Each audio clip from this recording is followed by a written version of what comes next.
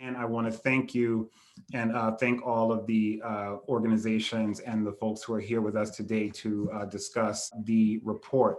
Our investigation used a technique called matched pair testing. It's a method that has an important place in the history of civil rights struggle.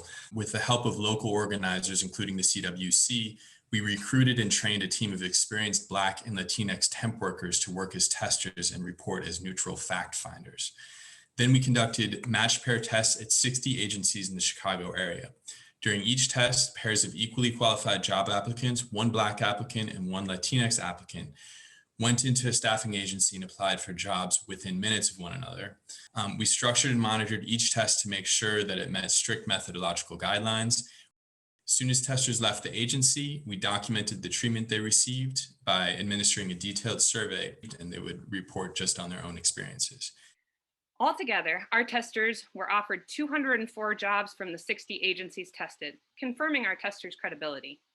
Of those 204 job offers, we found 82% were racially segregated, meaning the jobs were offered to either only the Latinx applicant or only the Black applicant, but never both.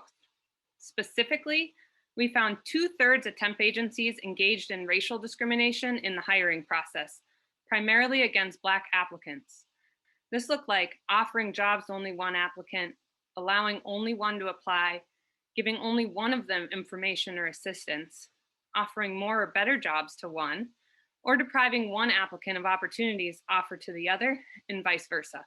Finding discriminatory hiring this widespread suggests discriminatory hiring is a major feature of what temp agencies in Chicago are offering their client companies. And I know a lot of times in this, when we report sort of these kinds of findings, it's easy to get lost in the data. But what I would like to do is to have us share a short video of the voices of the workers themselves. If people didn't like the way you looked, you'd get sent home one way or another. The discrimination against Black and browns, I've witnessed where inside the office at the temp service, they would say they need basketball players, hockey players, or either soccer players. You do the math. As a Black woman, I not only experienced discrimination because of my race, also my gender. Donde el supervisor me discriminó por ser mujer y por ser latina. And every day say, what are you doing here? Go back to Mexico. We were told not to integrate with the African Americans because they were considered lazy and uncommitted to the job, and that we would no longer be hired if we did. It's about time that we step it up. I'm leading the charge because it's time to start holding these people accountable for their actions. And me being a strong person, knowing that I deserve a job, I'm here today demanding a change because this needs to stop. I just want to also flag that unfortunately this problem is not isolated to Illinois, but it really characterizes the industry nationally.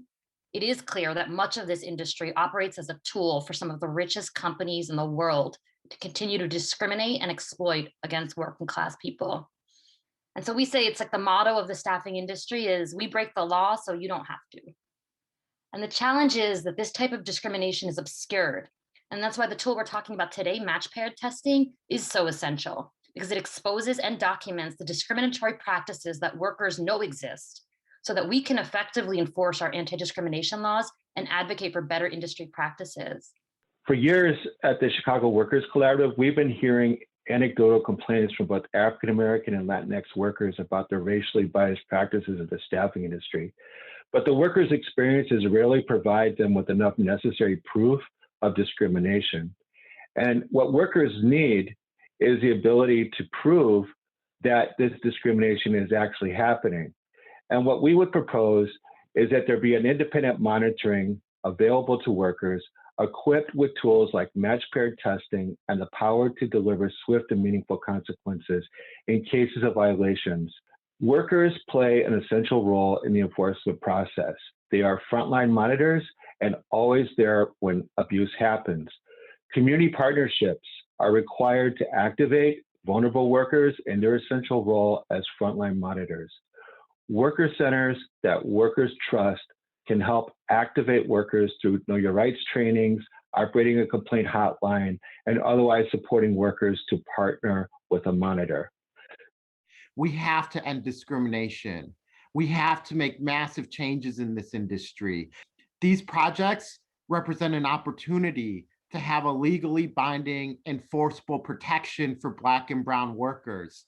They deserve as much. They are essential workers. They have kept us alive. They kept food on our table. Some of them died to do this. We can honor those sacrifices by creating real and lasting change in these industries.